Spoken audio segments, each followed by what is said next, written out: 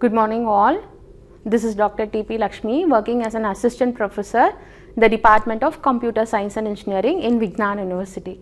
Today we are going to see the distributed system unit 1. First of all, before moving on to the topic, we should know what is distributed system. Okay, what is distributed system? We know centralized system. Okay, centralized system means it uses only one server and the server is going to be connected with more than one client. Okay, but if it is a distributed system, we have more than one server with the same data is going to be maintained. Okay, that means what is the use of maintaining the same data in more than one server? For example, I'll tell you one real-time example. In our country, we have a any banking sector. So, for example, you take an SBI. Okay, so SBI, we have a branches all over India. We have more number of branches. Okay, each branches or one place, like one surrounded place, which could be connected with one server. Okay, for example, your bank is in Guntur. Okay, but you are withdrawing money in a Vadlamudi branch. Okay, Vadlamudi or Tenali you are withdrawing. How the information is updating in the server which is available in the Guntur? That means if you are taking a money from anywhere, okay, if you are taking money from anywhere, that information could be updated in all the server, because all the server in the distributed system is going to be maintained the same information.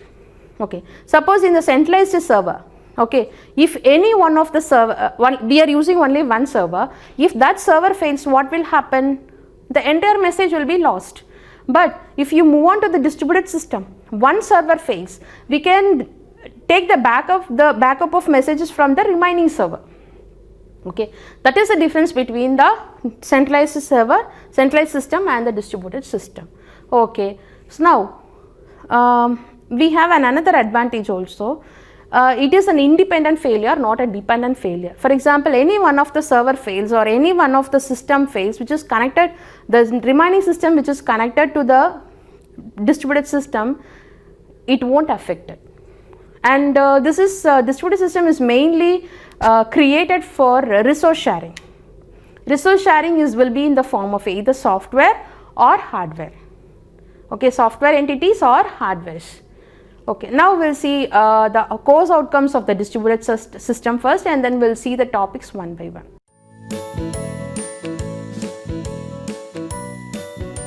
Organizations of all shapes and sizes are becoming more distributed than ever before. In addition to a traditional corporate headquarters and remote employee sites, many distributed enterprises must also support multiple locations which operate like a typical small business. This relationship between a centralized entity and many independent business locations is especially common in the retail, hospitality, medical, and financial industries, and creates a very unique network security challenge.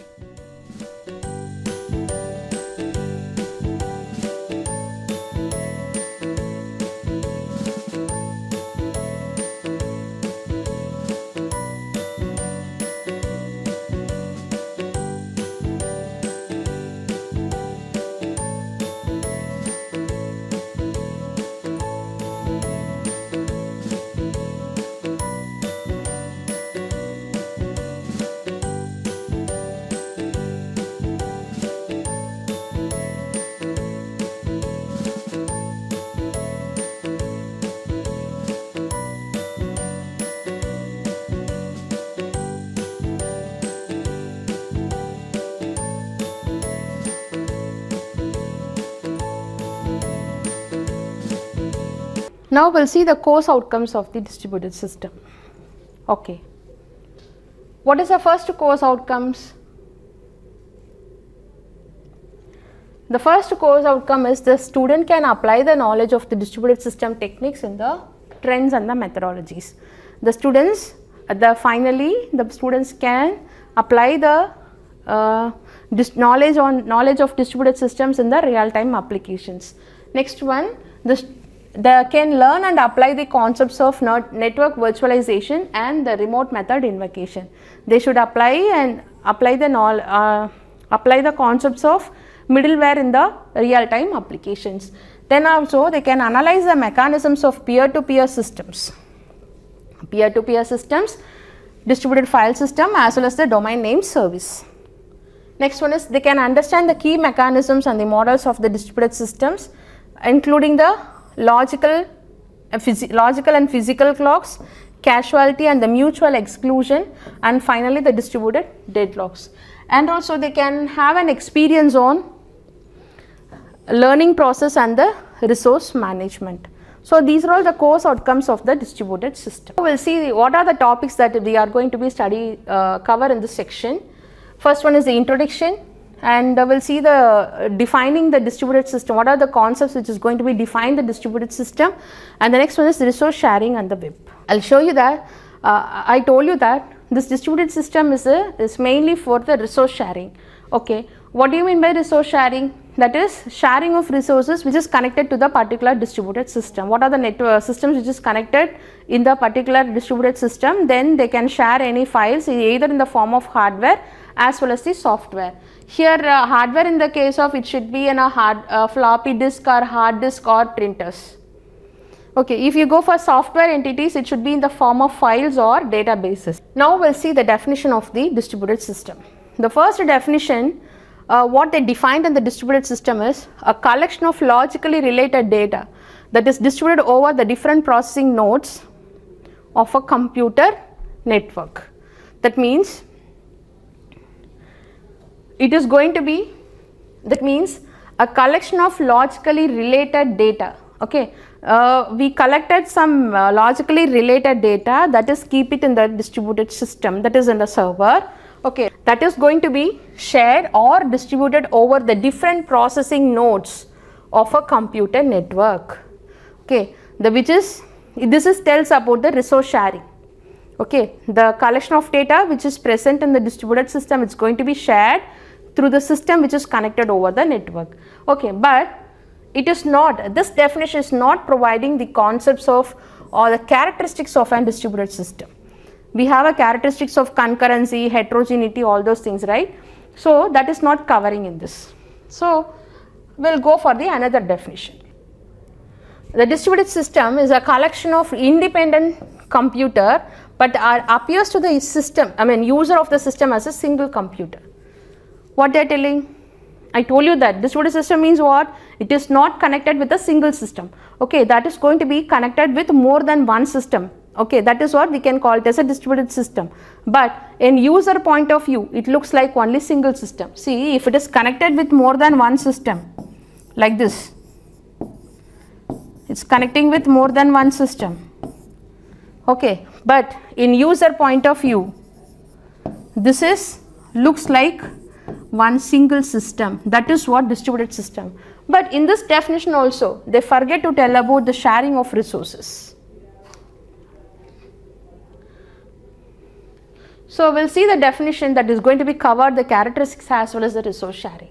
That is a distributed system. A distributed system is one which hardware or software components. Okay, they are telling about the resource sharing of either hardware or the software components that locate on the distributed system that can be shared.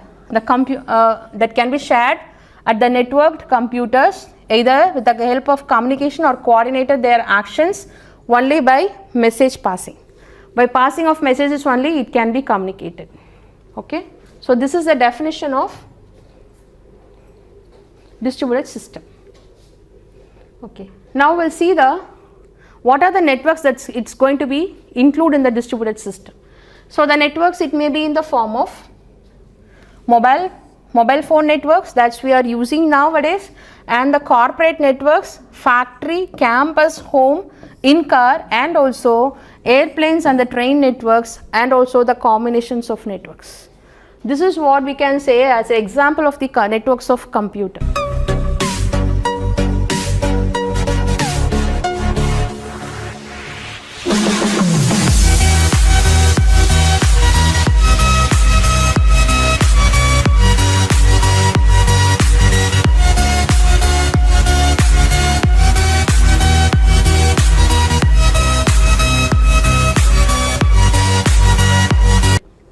What are the defining concepts that is going to be define the distributed system? The first one is concurrency. What do you mean by concurrency? Concurrency means You do your work on your system. I can do my work on my system. Okay. When we can share it whenever it is required. That is what concurrency. Okay, fine. So this is what concurrency. We will see an example of this one. Concurrency, that is a dining philosopher problem. Okay. So what is concurrency actually? The concurrency is nothing but we will do our work separately whenever it's required that we are going to be share it. Okay. So this some constraints will be there in this dining philosopher problem, that the 5 members, they are sitting in the round table and they are want to eat, but constraint is whenever the 2 folks are available, then only they can eat. Okay, so if this person is eating means only the another person, this person or this person only can eat simultaneously. Okay, if these 2 persons are eating, whenever the remaining persons are required, whenever the resource is required, then they can share it. This is what concurrency. Okay, so this is a dining philosopher problem, is an example for this concurrency. There is no global clock in the distributed system. All the system which is connected in the distributed system in the entire world, so it is maintaining only the local clock of the system. There is no global clock at all. So then how the systems are going to be communicate with each other? With the help of the timestamps. For example, if you see this is one system is here and another system, and we have one more system. So here the time is only 10:05, and here also we have a 10:05, and here the time is 10:07.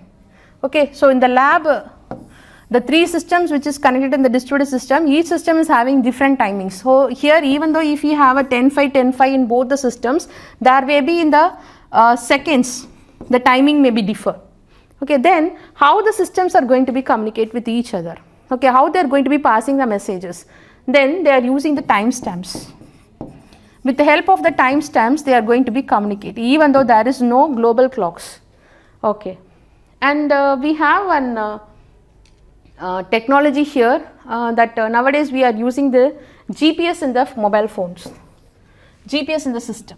What do you mean by GPS? Global positioning system.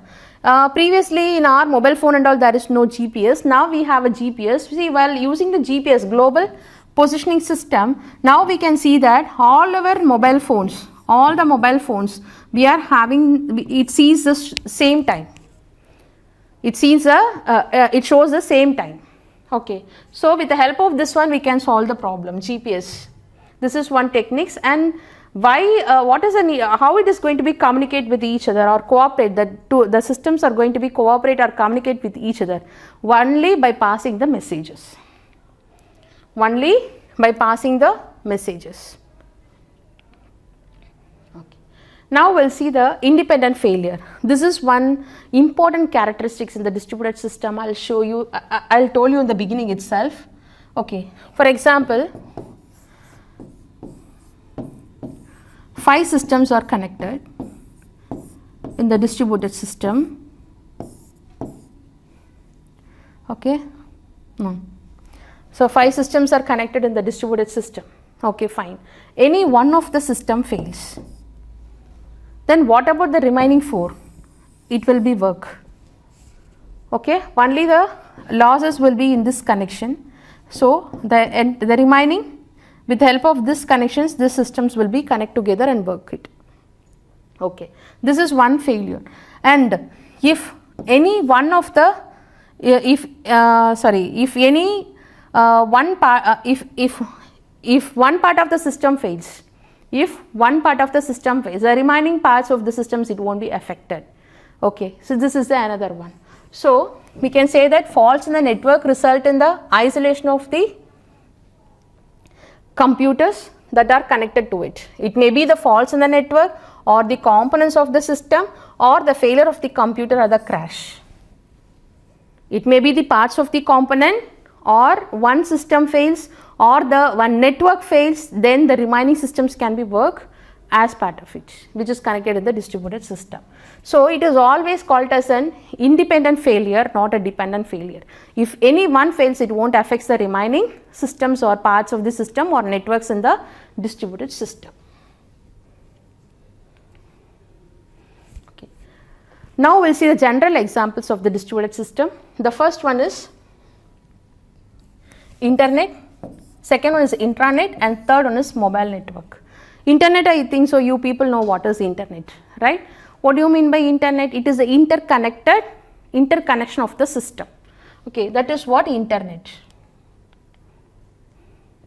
It is an interconnected collection of the computer networks of many different types. We couldn't say that always in the internet the systems are connected with the same type of systems. It should be connected with the different types of these systems. Okay, for example, here they gave the multimedia services. Multimedia services means what? Either it will be in the case of audio or video, or you can say that radio, televisions, everything we can comes under the multimedia services. So this is the example of the internet, okay, and it is connected with home networks also, and campus networks, mobile networks, all it's going to be connected with the help of the satellite link. We can call it as an internet. Okay, fine. Now what is intranet? Intranet, how it is? It is a one portion of the internet. Intranet is the one portion of the internet that is going to be connected with the help of the router. Intranet is connected to the internet with the help of the router. Intranet, it is a portion of the internet and it's going to be connected to the internet with the help of the router.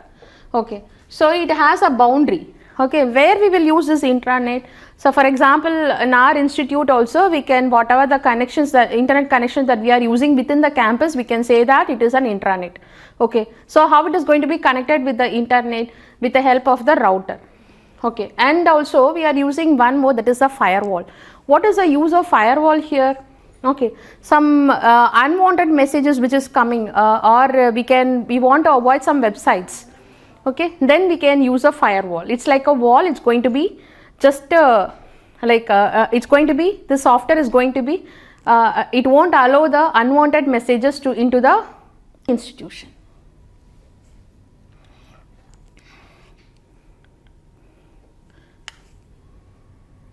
See here, this is an intranet. Okay, so this is an internet connection. It can be used inside any campus or any organizations. If I want to use it, I can use this intranet.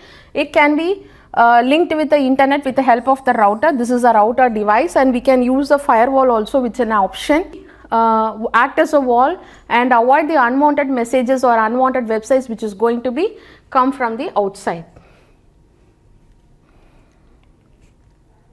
See here, this is a router, this device which uses inside the intranet, that makes use of the services elsewhere. Okay, if I'll fix this router, then with the help of this router I can get the internet connection. This one is firewall. What is the role of the firewall? This is a software and it's going to be protect an intranet by preventing the unauthorized messages leaving or entering.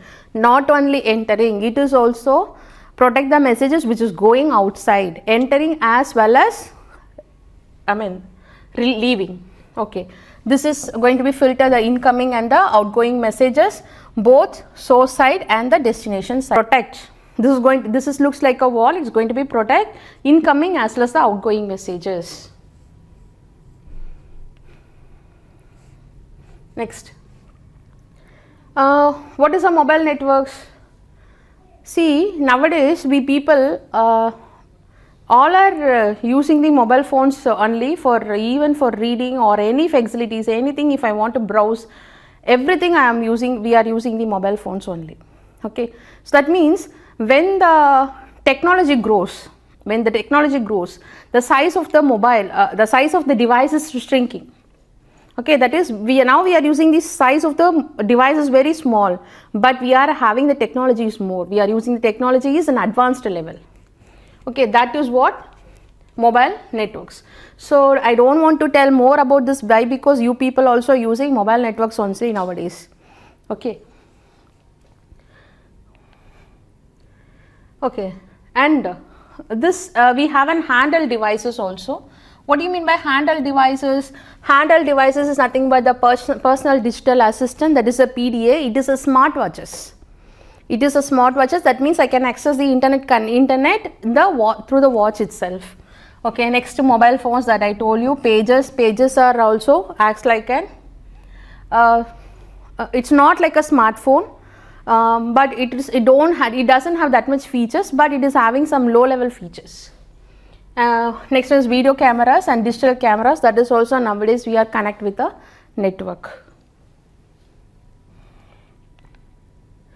Next one is wearable device. Just now I told you it is a PDA. PDA is a smartwatches with a functionality similar like a PDA, and devices embedded in applications. Simply we can call it as an embedded devices. What do you mean by embedded devices? That is electronics plus computer languages.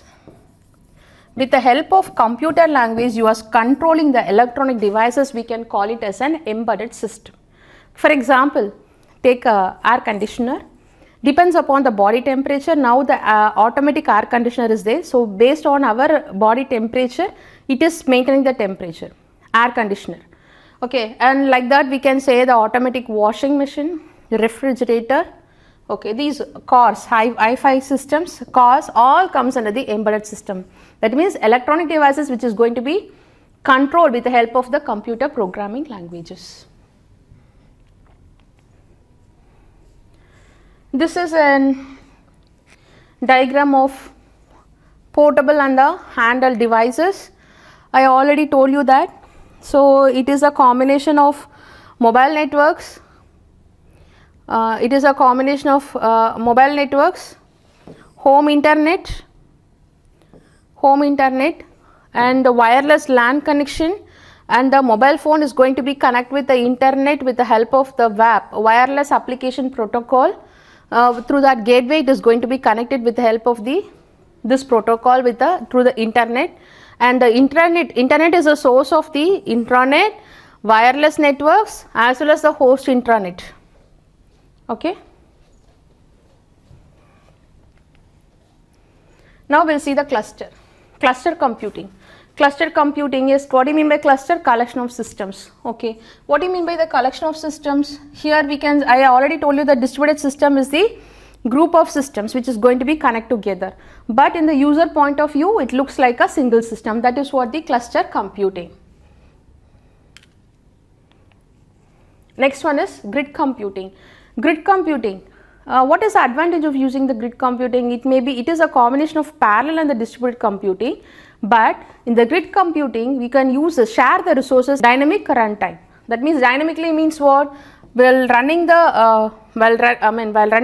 application itself, we can share the resources always in online only, not offline, and this is also increase the performance of the systems and also availability, capability of the systems, and it reduces the communication cost as well as it will improve the quality of service requirements. Okay, that is the use of using the grid computing. Next one is resource sharings and the web. Okay, this is one of the main objective of the distributed system, that is the resource sharing. And now we'll see how it is sharing the resources. What is the use of sharing the resources? See, the distributed system, it is physically encapsulated within the computers and can only access by communicating. See, the distributed system, what is the need of sharing the resources? I told you that. Okay, so what is the use of sharing of resources? See, if I'll share the resources means, for example, I have a file here, that file needs to be shared by more than one client. Okay, so that means what is the use of sharing the resources? It may reduce a cost and it will increase the performance of the system. Okay, that is what this sharing of resources, and it always accessed and updated reliably and consistently. I told you that in the distributed system we have more than one server with the same information. So if any one server any one server is going to be updated, the remaining two server also needs to be updated. Why? Because it is going to be maintain the same information, backup information, or we can say that replica. Next one, what are the services that we are going to be offer in the resource sharing, or we can say the distributed system? The first one, we can share the files, yes, through the distributed file service, distributed file system. So with the help of that one, we can share the files, and also we can send the documents to the printers by using the sharing the printing service. Then after nowadays people are buying all the goods. I mean, nowadays we people are doing only the online shopping and online payment. So 98% that we are doing only the online shopping. So all the things we need to be take care of. So what in this sharing of resources, we need to be concentrate on the security. Okay, why? Because we are sharing the resources, or if you want to do the online payment, we need to provide the security always. That's for example, if whenever we are paying, we are getting the OTP. What do you mean by OTP? It is a one-time password. So it seems that if you are paying with the help of this one, we feel that we are having a security over that. Okay, that we should take care of, and we need to be provide the access rights also. We'll see the World Wide Web. What do you mean by World Wide Web? Okay, what is the use of this World Wide Web? Suppose if I want to publish any document in the World Wide Web, I should use this service. Okay, with the help of this one only I can publish any document. Okay, for that if I want to access any accessing any resources, or I want to provide any services, whatever it may be, that will be with the help of this World Wide Web only. So these are the this is the example of the web server and the web browsers. So this nothing but .net is nothing but the network, and this is org is nothing but .org is nothing but the organization. So like that we have so many web servers and the web browsers. Okay, and what are the instances that we are sharing sharing in the web browsers with the client? You know, for example, nowadays people are using the internet. What are the things we are doing? Either we can download the video or audio, or we can upload any data for sharing, or we can retrieve the new documents of, I can retrieve some new documents, whatever it's required. So these are the services that is going to be provided with the help of the web browsers. And we can say that always, even in our mobile also, now we have a limited data nowadays. For example, per day, nowadays we are getting the limited offers, that should be depends upon the plan. Okay, for example, 1.5 GB per day. So with the help, only with the help of the 1.5 GB with the limited one, I need to be download, or I'm any uploading documents that I can be do it. Okay. So the main technological components on the web, the first one what we are using here is HTML, that is Hypertext Markup Language. This is the language which is going to be specify or write the content in the web browser. If I want to publish any document with the help of in the web browser, I need to use a language that is a Hypertext Markup Language, that is a scripting language. Next one is URL. This is nothing but Uniform Resource Locator. It will show, or which will be identify the documents and the resources where it is stored. It will be shows the location of the document, where it is storing, where I can retrieve it. I can see the location with the help of the URL. Next one is the protocol which is used here in the web browser is Hypertext Transfer Protocol, that is HTTP. This is the protocol which is used for browsers and the other clients for fetching the documents as well as the resources from the web servers. This is an example of web browser and the web server. See first one, see I am typing something in the search engine, I am going to be search some content in that, then after that will be so how I am going to be give the content, how I am going to be search the content in the search engine with the help of the URL and the HTTP. With the help of the HTTP and the URL. HTTP is a Hypertext Transfer Protocol that is going to be transfer the information from client to the server, and this is a URL which is going to be find the location of that, and with the help of the HTML Hypertext Markup Language that I am going to be requested to the web browser, web server. After that it will be searched in the web server will be searched.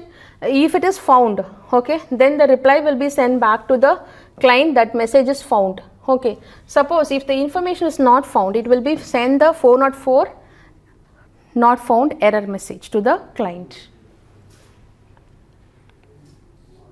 Thank you.